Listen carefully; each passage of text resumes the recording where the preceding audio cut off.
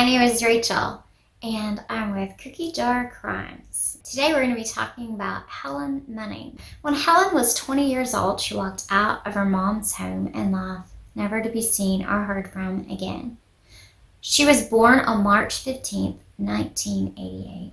She was raised by her mom, Carol Black, sometimes referred to as Carol Munnings.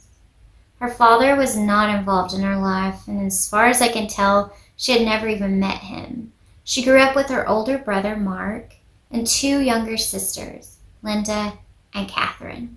They lived off the coast in Burnie, Tasmania, in Australia.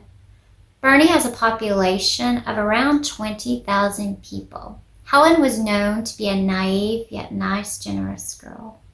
She loved clothes and jewelry. Her grandmother, Julie Payne, said Helen loved to go through her jewelry box. Her brother Mark said she was a beautiful, loving girl that would help anyone if they needed it. She didn't have a mean bone in her body. Her family also said it would have been very uncharacteristic for her to just disappear. In 2004, Helen met a man named Adam Taylor at a neighbor's house. He was 30 years old. He was a local tiler, concreter, and he attended bars occasionally. Helen was only 16. She and Adam became intimate around September or October of 2004 in the home of a mutual friend, despite the fact that the age of consent in Tasmania is 17. Adam claimed that he was drunk and wasn't really in control of his actions.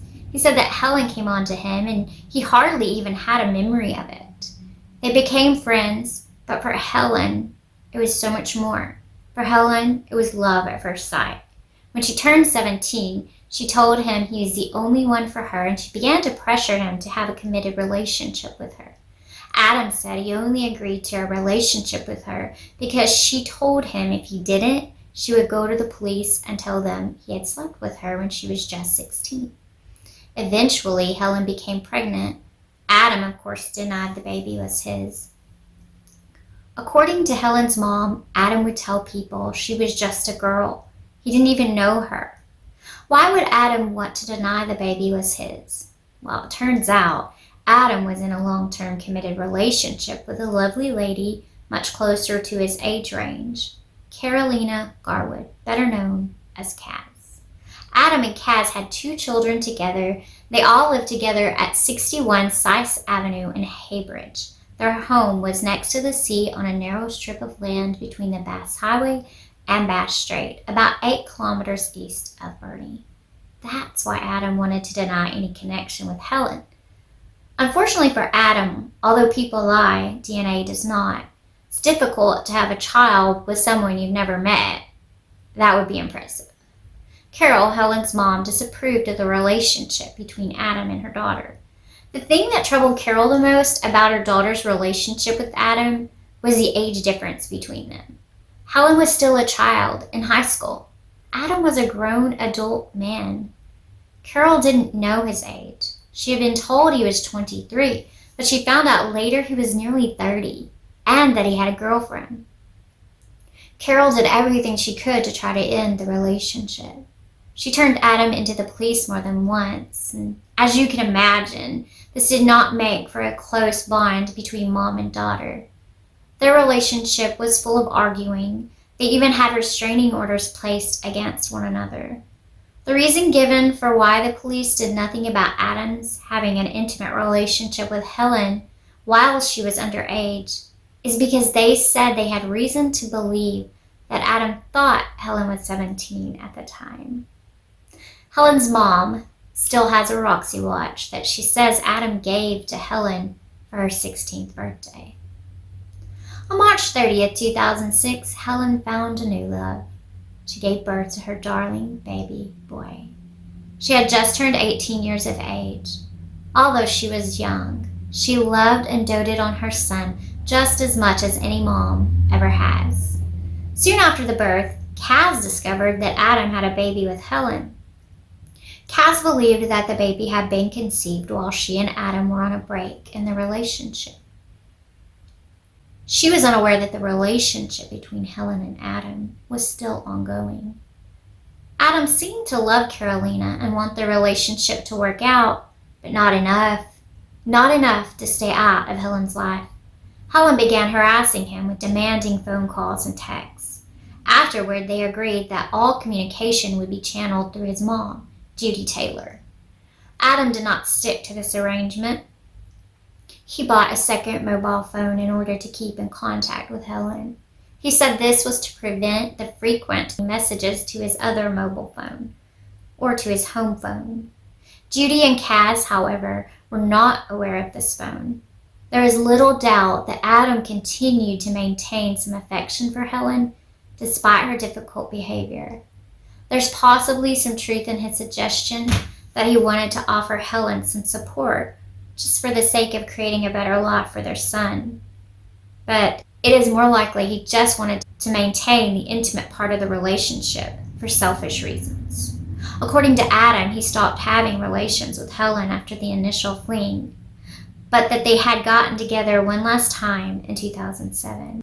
Adam said it was a mistake, and again, it was all Helen's fault for pressuring him. Adam said at the inquest in 2011 and 12 that he even contemplated committing suicide afterward.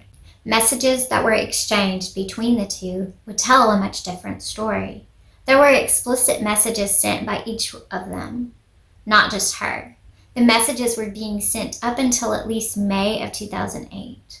Helen's sisters and some of her friends gave evidence of Helen's strong and ongoing affection for Adam. Some suspected that the personal relationship between them was continuing secretively. Helen's sister, Linda Black, said she knew that Helen and Adam went for drives occasionally. At the time of her disappearance, Helen Munnings lived in Unit 3 in a building owned by Mrs. Black at No. 2 Charles Street in Burney. Her mom lived upstairs in the same building in Unit 1. Helen and her son had only been living at that address for a few weeks. Before that, they lived in a home on Romaine Street in South Burney for 2 months with her friend Alan Monday, whom she met when he lived on Hodgman Street near her mom's home. Prior to that, they lived for about a year in a rented flat at Sutton Street. The motivating force in Helen Munnings' life was her son. All the evidence during the inquest showed the love, devotion, and affection she had for him. Although looking after him was not always easy, and there were many factors in her life that presented challenges for her, she continued to make the best life for her son that she knew how to. She received a single parenting payment from Centerlink that was paid directly into her account at the Commonwealth Bank. According to her mother, she was relatively careful with her money and she budgeted well. She had accumulated a debt to Centerlink of about $2,500 due to an overpayment arising from the level of her entitlement during a time period when her son wasn't living with her. The debt was being repaid by deduction from her ongoing benefit. Immediately before Helen's disappearance, she began sharing the care of her son with Adam on a week-on, week-off basis. That arrangement had been in place for several weeks, and prior to that, he had been in Adam's care for a period of time. Until then, he had been primarily in Helen's care. The care of Helen's son had been the subject of ongoing discussion and disagreement between Helen and Adam. Arrangements concerning their son's care had attracted the involvement of CPS. When with Adam, Helen's son lived at home with Adam and Kaz at Haybridge, and he was sometimes placed at daycare at the Wisteria Lane Child Care Center in Burney. Helen Munnings owned a car, which was kept at her mom's home. She did not have a driver's license, but she had recently gotten the car and was going to be working on getting her driver's license. In the meantime, she walked to where she wanted to go, or sometimes she was given lifts by family members or friends. She had a mobile phone which she used to make calls and send text messages. However, in the time before her disappearance, she would sometimes remove the SIM card from her own phone and use it in phones owned by others because she was having issues with the phone and it wasn't reliable. A consistent and strong theme emerging from the evidence of Helen's family and friends and acquaintances, many of whom have sworn affidavits and some of whom attended the inquest to give evidence, is that Helen had no intimate relationship with any other man and was not interested in anyone except Adam Taylor. Except for something Adam said, there is no evidence at all of any relationship between Helen and another male other than friendship. Helen told her sister Linda that she was pregnant and that Adam was the father. She also told her friend Belinda Rasmussen. Helen did not tell her mother that she was pregnant, but that is probably due to the fact that her mom did not approve of Adam or the relationship. Helen Munnings also told Adam that she was pregnant. On July 8, 2008, Mr. Taylor went with Helen to a pharmacy in Bernie where she purchased a pregnancy test. After taking the test, she shared the positive result with him. Surprise! Adam once again denied that he was the father of the child. Helen now had to decide what she would do. There was ongoing communication between her and Adam about this. On the same day, Mr. Taylor and Helen Munnings went together to inspect a rental property on Abbott Street in Bernie, intending to find her a place to live. Adam said the reason he didn't support continuation of the pregnancy was because another child would have placed additional demands on Helen's already challenging situation. However, the evidence, including the course of text messages sent by Helen to Adam, strongly suggests that after an initial period of uncertainty and anxious consideration, she had decided to keep the baby. Coroner Robert Pierce said that he was fairly certain that Helen was pregnant at the time of her disappearance, and that Adam Taylor was the father of the child. He also said that it was pretty obvious that Adam's intimate relationship with Helen continued in 2008.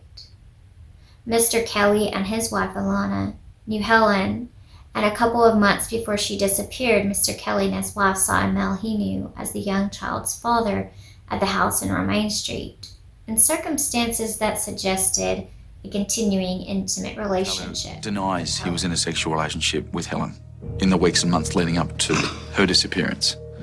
Your reaction says it all. Yeah, he can deny as much as he likes he was. Shortly before Helen disappeared, family friends Anthony and Alana Kelly had dropped by her house to lend her a suitcase. As I knocked on the door, I noticed from the frosted glass Helen come out of one of the bedrooms. Quickly pulling clothing on. And Adam came out of the same room, and he was pulling clothes on himself at the same time, so... They were clearly still in a sexual relationship. Yes. Oh yeah, definitely. Definitely. So what did Helen say to you after that incident? She was in tears, begging us, please, don't tell anyone. You can't tell anyone. But yeah, she was, wasn't she? She was hysterical, bawling her eyes out. What was she so afraid of? Adam's insistence on keeping the relationship secret. He was big on it. Absolutely huge on it. On Wednesday, July 23, 2008, Helen was spending time in her mom's unit with her mom and sisters. She told them she had an appointment at the clinic. She left and walked towards the center of Bernie. She left the keys to her flat on the table in her mom's flat with a letter that she had brought earlier to show her mom. She was wearing plain black pants and a blue hoodie that Helen and Linda had bought together only a few days earlier. She was wearing her hair tied up in a ponytail at the back. She had recently changed her hair color from light blonde to light brown. And she was not carrying a bag. The bag that she usually carried was later found by the police in her flat. Among the items in the bag were her purse, her mobile phone without the SIM card, her medication, and receipts. The purse contained her cards, including her bank account card and Medicare card. Linda had spent a lot of time with Helen over the week or so before that day. She stayed with her at Helen's unit overnight on the 22nd of July. On Monday, July 21st, an appointment was made for Helen to see a doctor at the city medical practice on the following day, July 22nd. Linda was to attend that appointment with Helen, but Helen canceled it. Linda's recollection is that on July 23rd, before she left home, Helen told her that she intended to walk to the city medical practice to make another doctor's appointment. Carol's recollection is that Helen told her she was going to the doctor for a pap smear. Both were left with the impression that Helen would not be gone long. although neither knew whether Helen had any other plans. Helen did not have a doctor's appointment, and there's no evidence that she went to make one. Earlier in the day, Adam and Helen had made plans via phone or text to meet up when he was finished working for the day, while Carolina watched their baby. He picked her up in his mom's white Holden rodeo ute near the Centerlink building at about 4:15 or 4:20 p.m. after driving around looking for her, because he didn't see her right away. Beyond this point, the only person's word we have to go on is his. He said they then drove around and talked, mainly about her pregnancy and what she was going to do. Adam said that she told him the pregnancy was a result of a drunken one-night stand and that she didn't want to be like her mom with multiple babies to multiple fathers. Adam wanted her to have an abortion. Of course, if it wasn't even his baby and he didn't want a relationship with her, why in the world would it have mattered to him whether she kept the baby? Wasn't really his business, or maybe it's because he knew this baby was his as well. Adam said that Helen became emotional and that she cried, but that she was better toward the end of their conversation.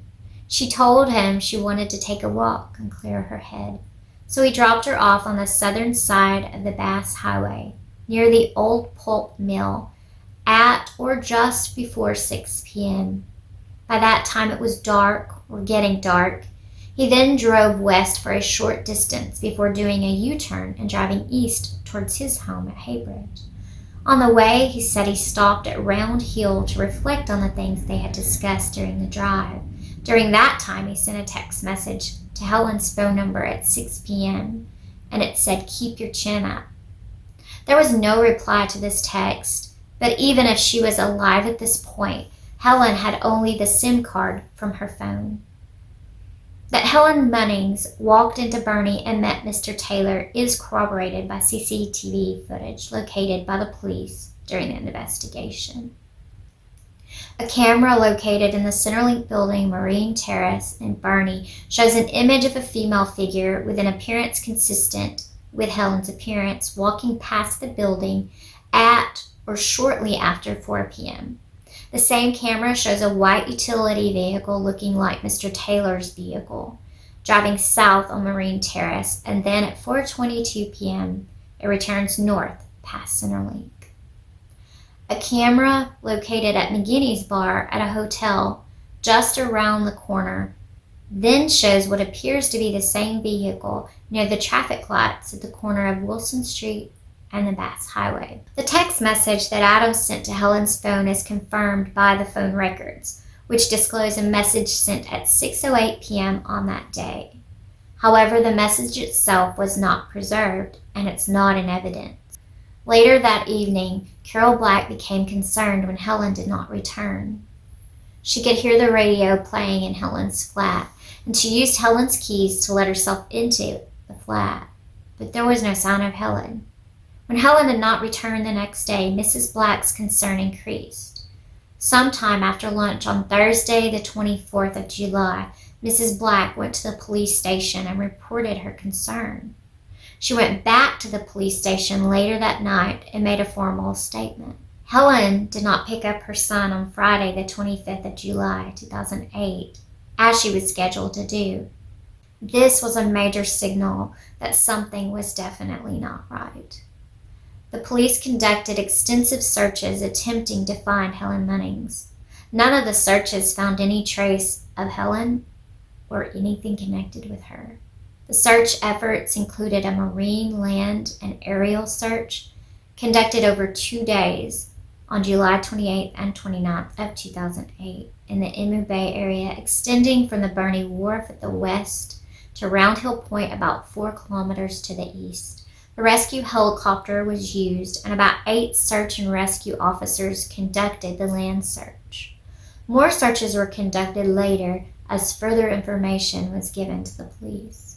On the 6th of August 2008, the search was expanded from Round Hill Point to Sulphur Creek, a further 8 kilometers or so east.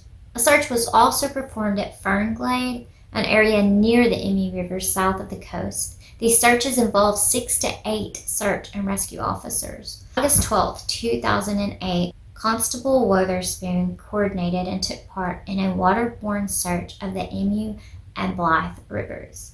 The Emu River was searched from the mouth to the Fernglade Weir, a distance of about 1.7 kilometers. The Blythe River was searched from the mouth upstream about 3 kilometers to impassable rapids at the Magazine Reserve. On August 14th and 15th of 2008, First Class Constable Lee Stanley of the Tasmania Police, Marine and Rescue Services, based in Hobart, supervised the police search and rescue dive team which conducted underwater searches in Emu Bay. The area searched included South Burney Beach and the mouth of the Emu River. In May of 2009, a reward of $50,000 was offered for any information regarding the disappearance of Helen. More searches were conducted the following year. On June 2, 2009, Constable Wotherspoon coordinated searches at Lake Cara, and on June 3, 2009, a further area at Haybridge was searched. The search area was a small bay off the beach just east of Sass Avenue, near Adam's home. On the same days, Constable Stanley supervised underwater searches undertaken by the search and rescue dive team at the same locations. Lake Cara was searched on the 2nd of June, 2009, and a search of the coastal line in Haybridge area on the following day. The search that took place on June 3, 2009 is when they made an unusual discovery out the front of Adams Place. A bucket of concrete with a hook in the top and a small rope attached was located in water several meters in front of the Sass Avenue home. In August of 2009, more than a year later, police also conducted a thorough search of Adams' house. A substantial amount of rope, which appeared to match the color of that tied to the bucket of concrete, was located on the premises and seized. The dinghy was also the subject of forensic testing. Sergeant Chugg says he doubts Helen's remains are even in the water at all. Due to the sensitivity of the matter, he couldn't go into detail, but he said based on other known facts, which police uncovered during the investigation, he finds it more likely that Helen's remains were disposed of on land. But where and by whom?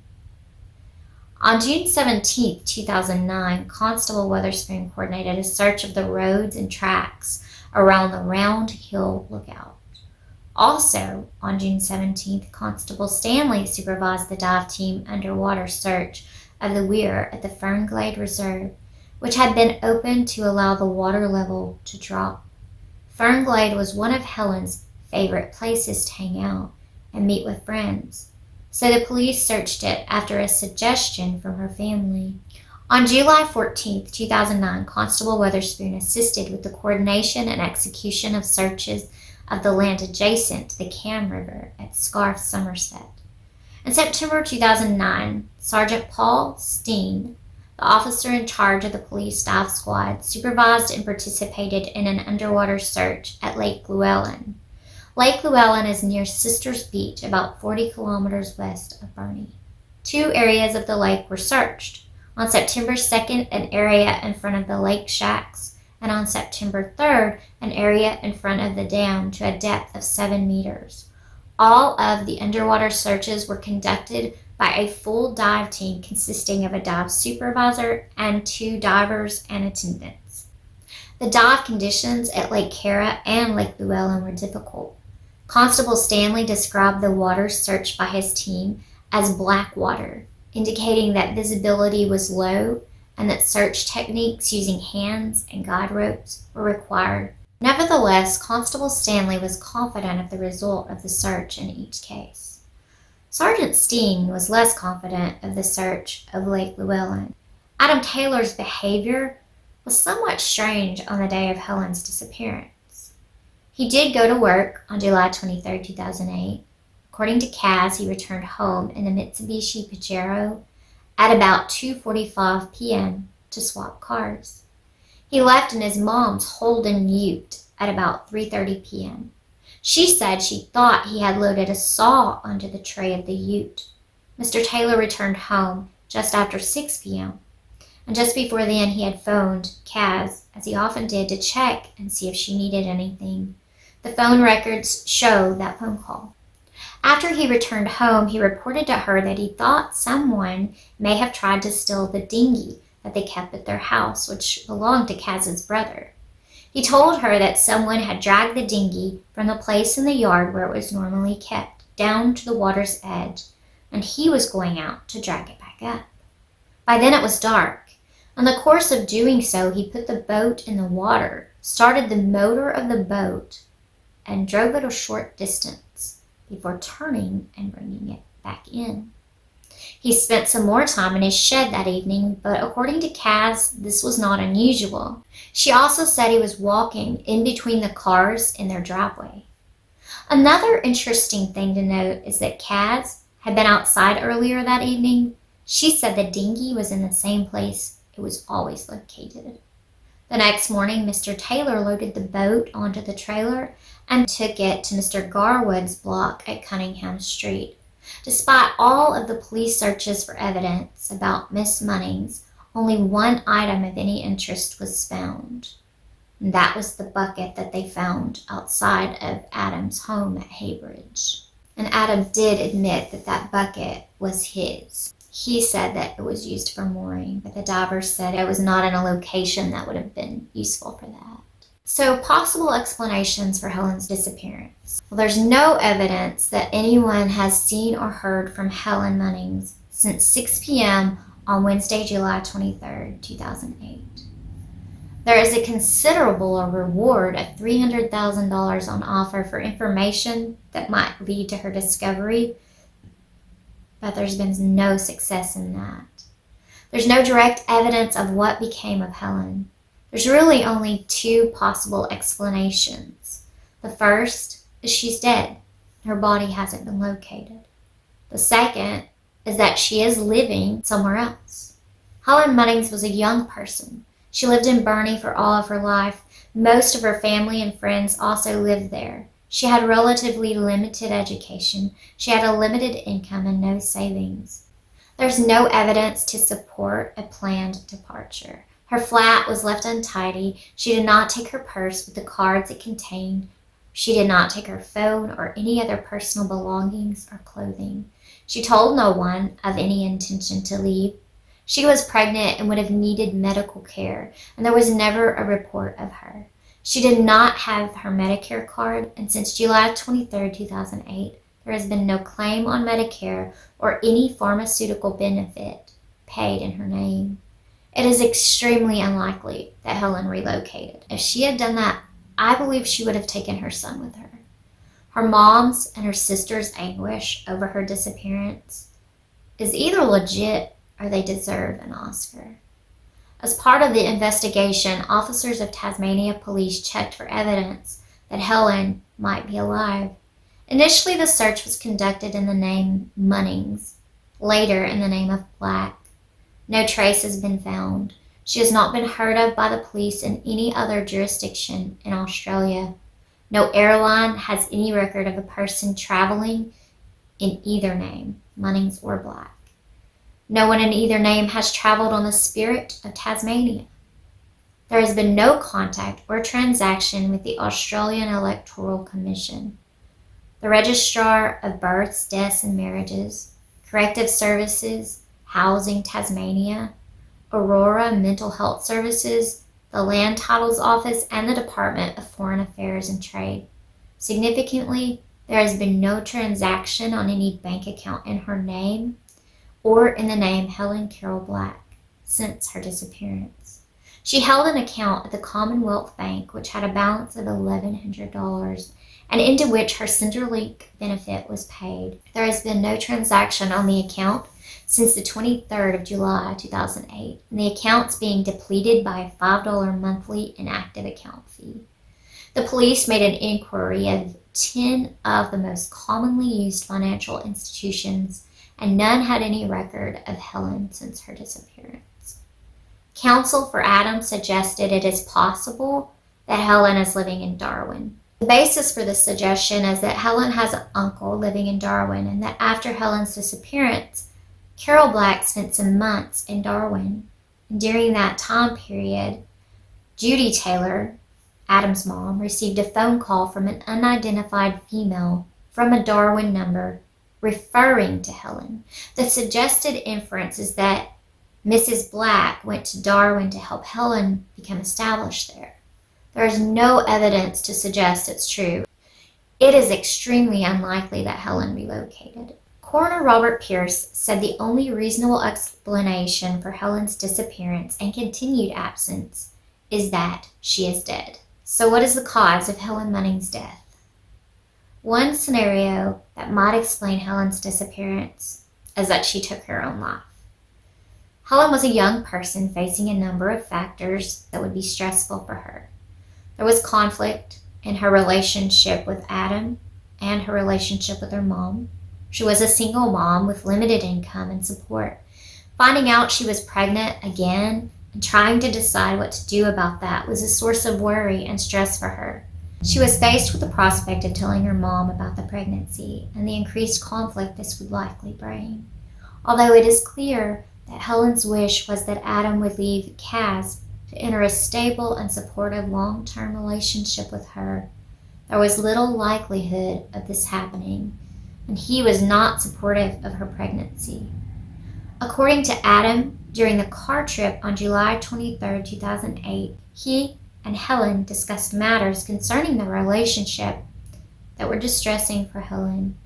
Adam's evidence is that during the journey, Helen was crying and was upset, and in effect, she poured her heart out to him about the problems in her life. However, by the time he dropped her off, he said she appeared to have calmed down.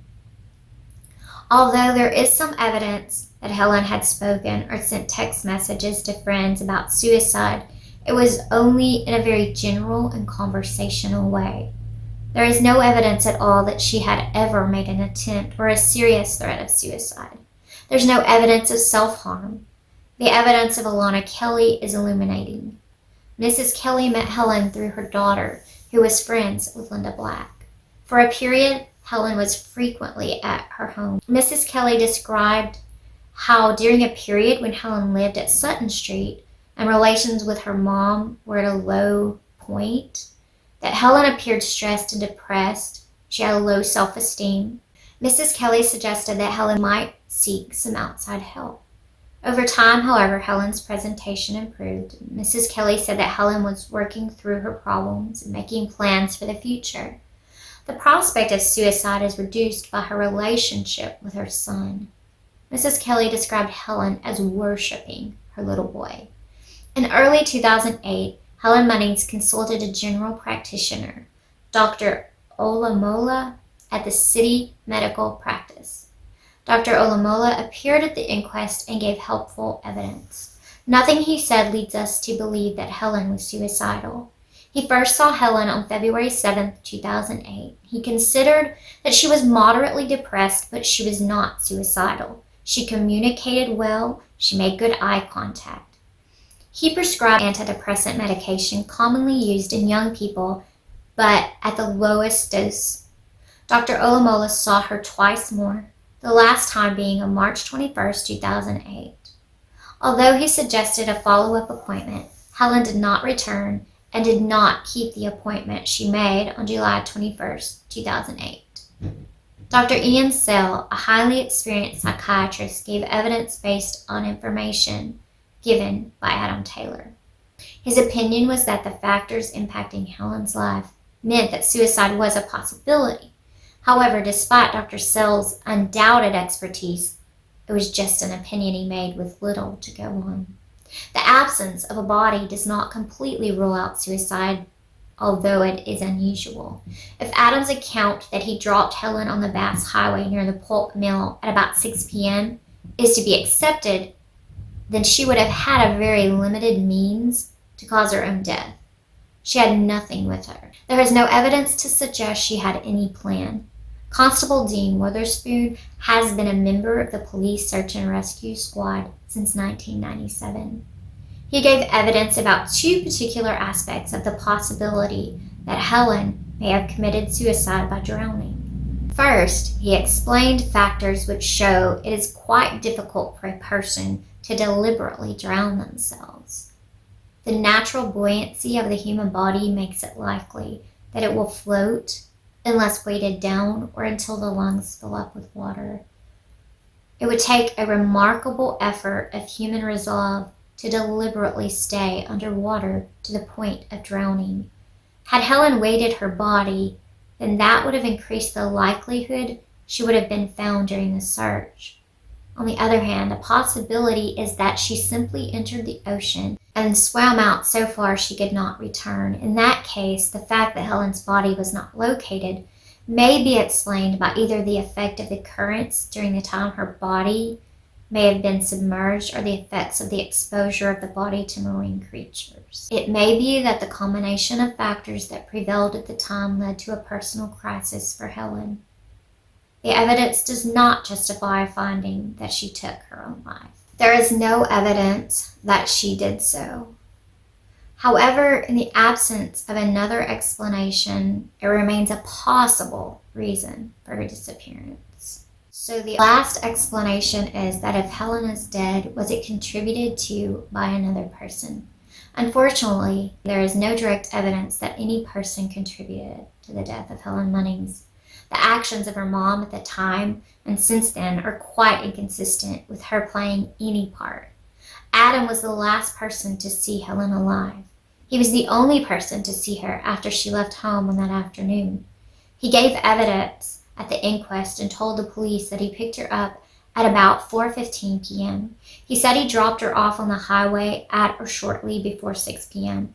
As a result of a police appeal for information, many people came forward.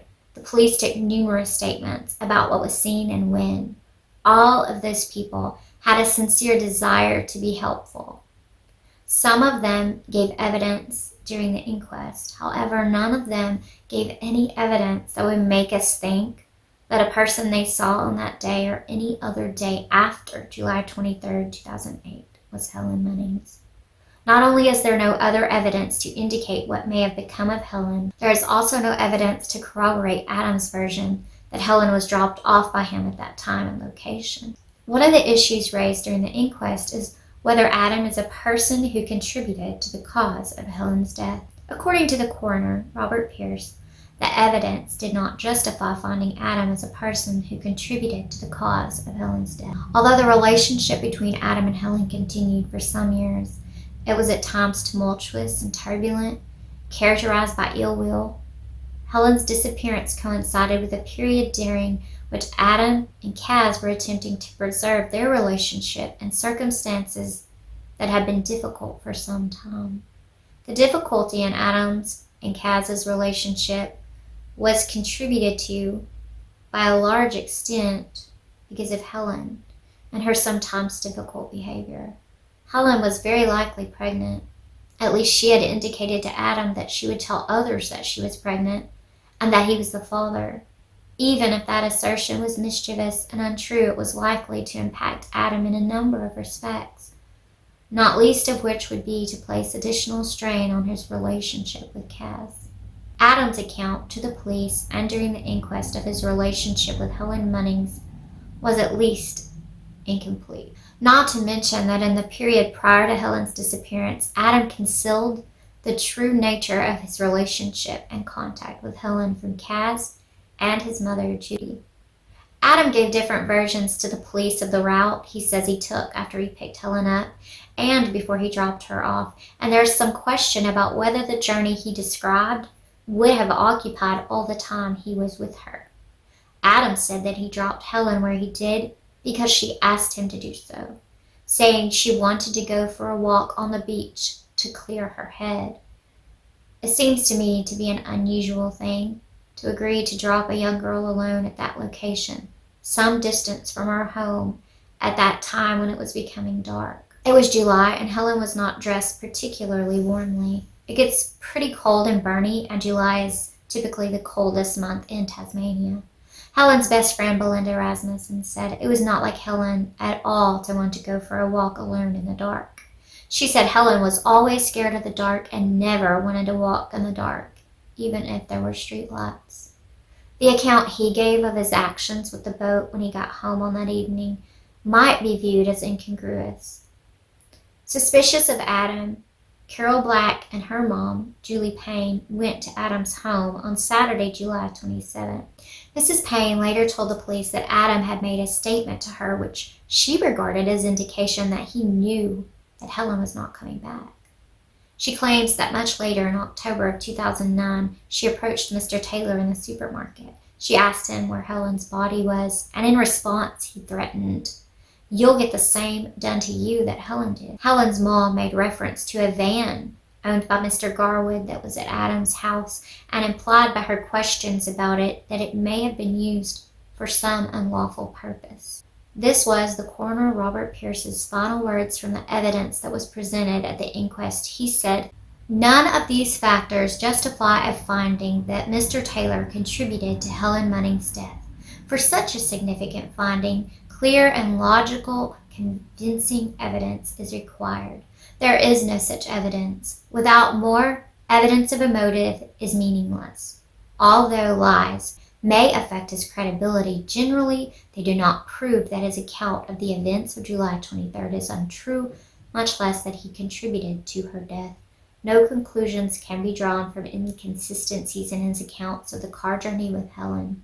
His account of the time and location he picked her up and the later sending of a text message is corroborated by other evidence. His account of what happened with the boat is not far-fetched. I am unable to draw any conclusions from the finding of the bucket.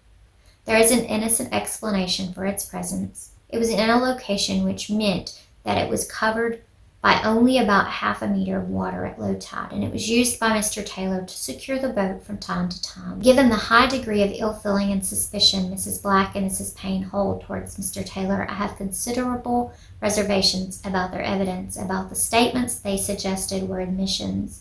Even if their evidence is correct, I would not regard either statement as an admission that carries any weight.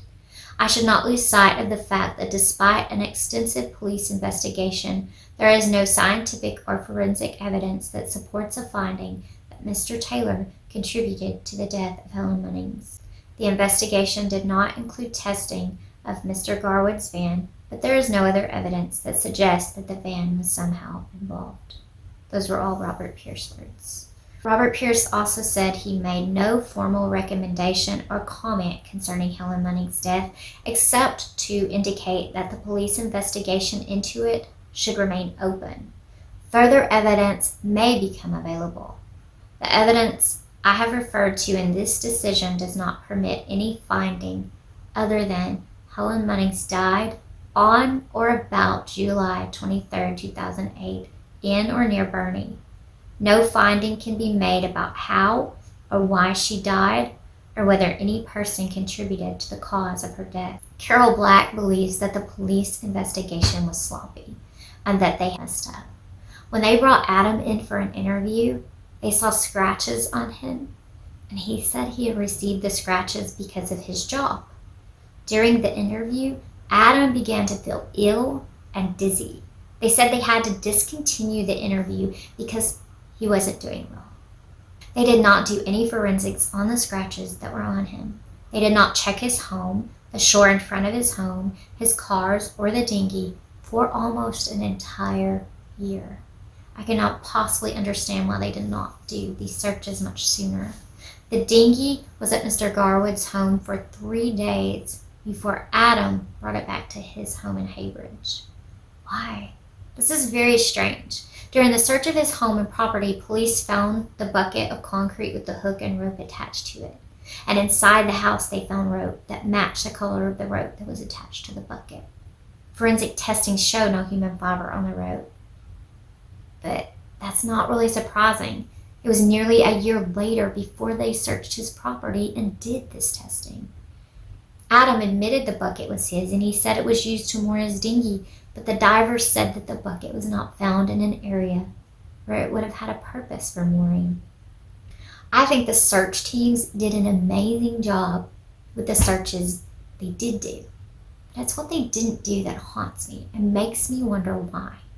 Even a rookie knows to always look at a boyfriend, girlfriend, mistress thoroughly. They should have tested his place and interviewed Kaz immediately. They did not interview Kaz for nearly 12 months. If they would have interviewed her, they would have heard about his strange behavior that day and then tested the boat, the foreshore in front of his home, the van that Kaz said he had borrowed from her dad, and his house. I can't help but think this case might have been solved within a week or two if they had searched Adam more closely. And they should have done photos and forensics on those scratches. A lie detector would have been nice. They have never even charged him with sleeping with a minor. What was Adam like? Is he the kind of person that could do this? Well, he was certainly a liar. He was really good at it. He lied about sleeping with Helen, about being her baby's daddy. He gave different stories about the route he took the day he went driving with Helen, and he obviously lied about someone trying to steal the boat. He was a cheater. He was a liar. He was also a drunk driver. To have a breathalyzer fitted to your car means you have had 2 convictions of drunk driving. He had a history of violence, according to Belinda Rasmussen, Helen's best friend. Helen came running up to her flat one day crying because Adam had put his hands around her throat and shoved her up against the wall. She told Belinda he did it because she had made a remark against Kaz. She also said this was not the first time he had been violent with her. Helen's cousin, Chris Isherwood, stated that just a few months before she disappeared, he had taken Helen to visit Adam at his home in Haybridge. He said that Helen and Adam began to argue, and Adam pushed Helen into the car and held her down by her throat.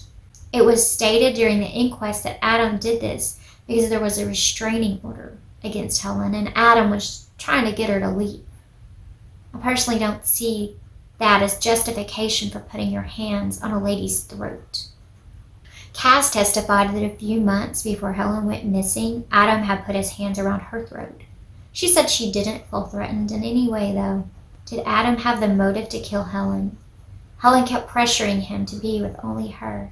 In his testimony at the inquest, he said he found her to be unattractive, and he only slept with her to keep her from going to the police about them having relations when she was underage. After he did sleep with her in 2008, he said he contemplated suicide. That to me sounds like he was feeling desperate. He didn't want another child with Helen, but it appeared she was going to go through with the pregnancy with or without his consent. When they first had relations in 2004, he said he was drunk and barely had a memory of sleeping with her. His own words. Well, since he struggles with his memory when he's drunk, and he isn't above drinking and driving, maybe he murdered her on July 23, 2008 and doesn't remember it. He had some memory issue when it came to the route he used that day too. Or maybe, as he stated when they first slept together, during the drive, maybe he just wasn't in control of his actions. Do y'all want to know my opinion as to whether or not I think Adam did it? What do y'all think? I will say this, I have some men in my life, men of integrity, and they would not leave a lady in a secluded area alone at night the way he did, without at the very least waiting there for her. A big red flag to me is that he showed no remorse for leaving Helen, the mother of his child, in a remote location and not bothering to check on her. I would think an innocent man would grieve over that decision and say how they wish they could go back and do it differently. I would think an innocent man would apologize to her mom, grandmother, child, and family for ever putting her into the situation. Situation meaning pregnant, unloved, used, unwanted. For putting her in that situation in the first place, and to top it all off, allowing her to be put in harm's way. Helen's mom doesn't get to see her precious grandbaby. He's being raised by Adam's mom, Judy Taylor. He would be around 14 years old now. That's the reason I did not give her son's name, because he is still a minor. He's still age 14. It's very easy to find his name. You can find it on lots of sources, but I did not list it on here. This is my very first true crime case to put on YouTube. So offer me suggestions, but please do it in a nice, respectful way. I worked very hard on this to try and bring honor to the memory of Helen Munnings and hopefully help in solving her murder. Please remember when leaving comments that Helen's family may be reading them. So keep them kind-hearted and respectful to the memory of their precious loved one. Okay, a quick disclaimer. In case I made any mistakes in the information or names, please forgive me, and you can leave that in the comments if you notice any mistakes I made. I love the Lord and I love God's word, so I just have one more thing to leave with you, and especially the murderer of Helen Munnings. In Luke chapter 12, verse 2 through 3, it says, "There is nothing uncovered that shall not be revealed, neither hid that shall not be known. Therefore whatsoever you have spoken in darkness shall be heard in the light, and that which you have spoken in the ear and closets shall be proclaimed upon the housetops." My heart breaks for Helen. She deserves someone that will love her, and only her. Helen, you are loved and remembered, and we pray that one day soon your murderer will have to pay for ending your life. Your murderer took you from your mom, your brother, your grandmother, your sisters, your friends, worst of all, your precious innocent son. Not only did he end your life, he ended the life of the innocent little baby in your womb. It was not given the right to play, love, dream, dance, live, and look into his or her mommy's eyes and exchange sweet smiles and tender glances. You were robbed on July 23, 2008 of all your hopes and dreams. Not only were you robbed, but this world was robbed of all the pleasure and beauty you would have graced it with. My heart breaks for Kaz and all the precious ladies out there in relationships with men like Adam. Men who can never love a lady above himself and are not brave enough to choose only one. To choose one and let the other go is an unselfish, merciful kind of love.